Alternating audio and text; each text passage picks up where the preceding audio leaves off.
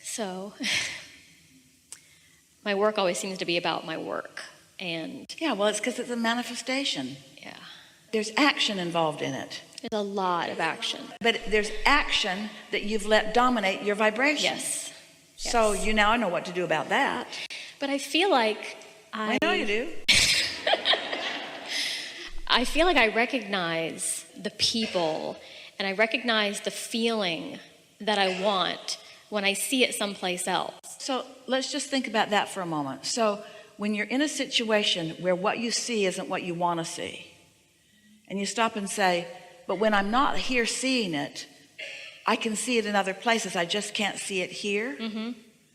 Think about what that belief is. I just can't see it here.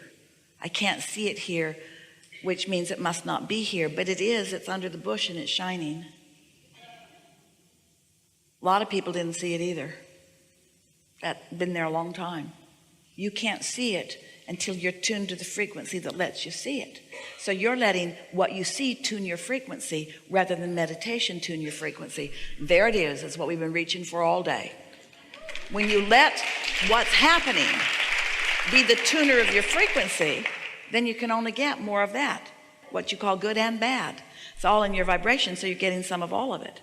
But when you let meditation retune you, then you can leave some of the less productive points of attraction peter out, and some of the more productive points of attraction take a more predominant role. So these people that I get inspired by, these relationships that I get inspired by, that I don't see where I am because I don't see them, But let's just say, for the record, I don't see them not because they're not there. Well, that was my question. So they're It isn't there. that they aren't there, it's that my beliefs won't let me see them where they are. And we know that's hard to take, because when you first learn about deliberate creation and we say you get what you think about, whether you want it or not, a lot of people protest and say, wait a minute, I know that I did not create that because I did not want that. And we say, we didn't say you wanted what you created, we just said you created it. You created it because you thought about it. And it's natural that you would do that, or even still be doing that, because think about it. Think how important seeing and hearing and smelling and tasting and touching is. It's freaking reality.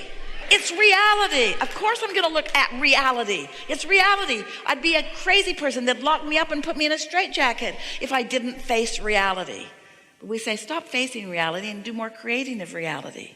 Let your reality morph, because you're spending more time not facing the reality that you believe so much.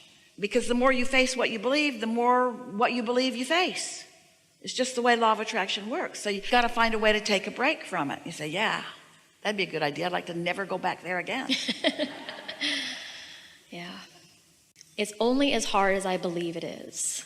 Is that a true statement? Absolutely. I've been at this place for 10 years. So tell us one of the things that you most don't want that's there.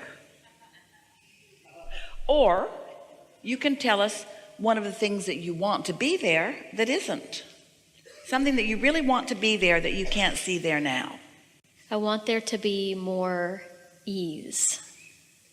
I'm exhausted. I just feel like everything is action-oriented. Everything is overwhelming. This is interesting because, almost all of you really like action a lot. Inspired action. That's the problem. So much so that you spend most of your time with action trying to compensate for the energy that you didn't flow. But imagine how good it will feel when the action is inspired.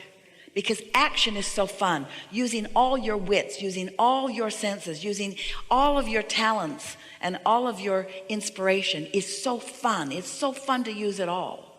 It feels like the universe is just orchestrating magnificent things all around you. So how do you think you got that desire for more ease? Where did that come from? Lack of ease? Yeah. The intensity of the ease you're looking for came out of the absence of ease. So contrast served you, and the desire for ease is there. So let's just take that one. Let's take ease, the desire to be recognized for your value, the desire to have more meaningful things keep coming, so you don't feel so much that you're on a never-ending treadmill, but you get to move into new places. There are a whole lot of things that are really active in your vortex that your inner being is aware of what you want. And so your inner being is aware of all of those things and offering very clear perspective of them, but you can't receive the clear perspective of your path of least resistance because you are so fully engaged in what's there. So at a minimum, we would encourage that you meditate before you go in. Even drive over there if you need to and sit in the parking lot somewhere, or somewhere along the way, or at home is even better if you can. But just find some way of quieting your mind. We have some questions for you, for all of you really, but we'll direct them to you. Do you believe that there is a vibrational reality? We've given the name vortex, but do you believe in its existence? Yes. And do you believe that it exists in precision from the life that you have lived and for the things that you've asked for? Yes.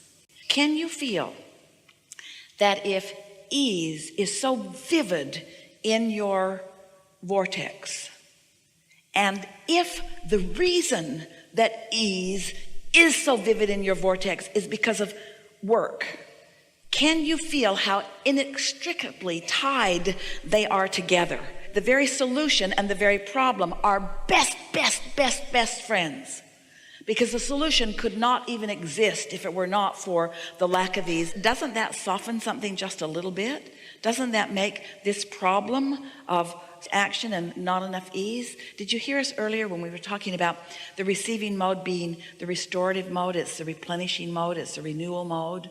And do you know that when you're not in resistance, that the energy keeps flowing? Sometimes people say to Esther after a seminar or even during it, don't you get tired? And she says, no.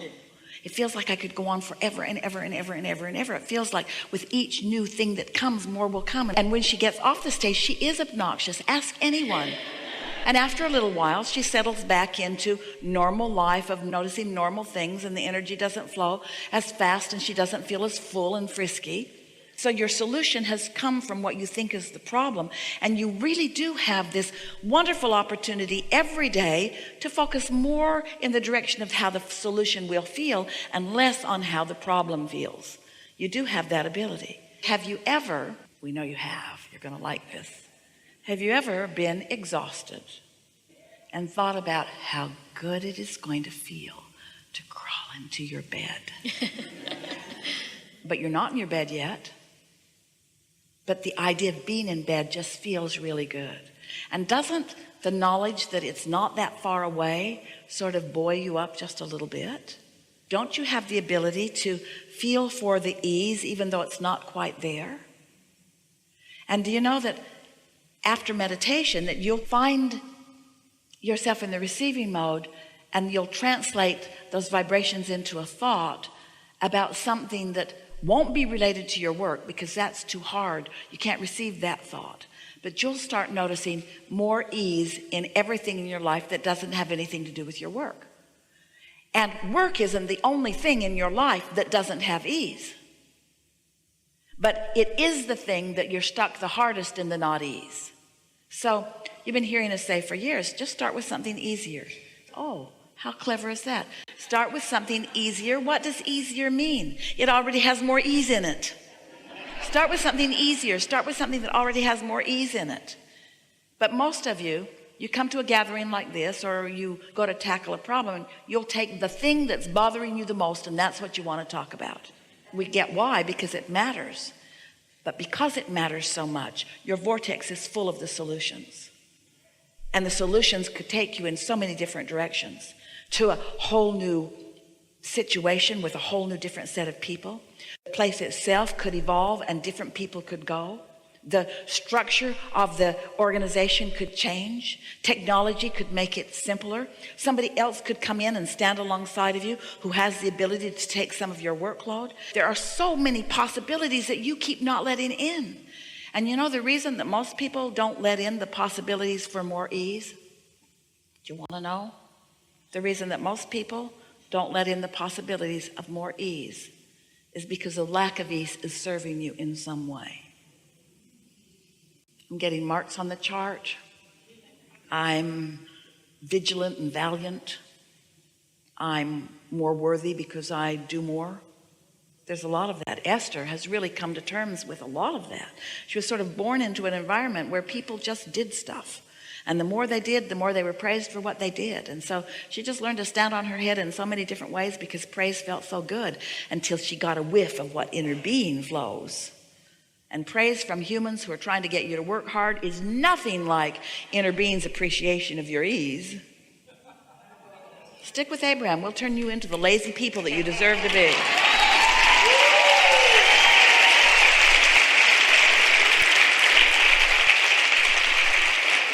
We don't mean lazy, but we do mean less active. We do mean less action that's inspired from what needs to be done and more action that's inspired from what is wanted to be done. You're doing so well. We're just fine-tuning here. We've made this, and you've made this way bigger than it is. If you could look into your vortex, you'd be so pleased with what's there. And we're not asking you to look there and see it all. It's too big. You're going to quit that job, but you don't even want to hear that. You don't even want to hear that. You don't want to hear that. You just got to the point where the rewards are coming from being there so long, but so are the unrewards from having been there so long. There's so much more for you that you can't see. So you just got to pick through it and feel happy now and happy now and happy now. Then all of a sudden you'll get an idea and you'll follow through with it. And we have enjoyed this interaction immensely.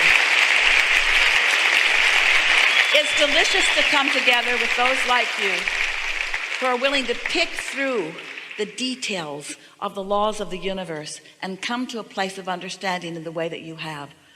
Enormous movement, not just in your understanding of how this all works, but in your vibrational capacity to apply it and right away. Find some time to meditate, and then you'll really understand, because life will show you, and words don't teach. Strange, we offer so many of them. But your life experience is going to confirm what you think you heard today. There is great love here for you. And as always, we remain in your vortex. What a good day. What a good day. I love you guys.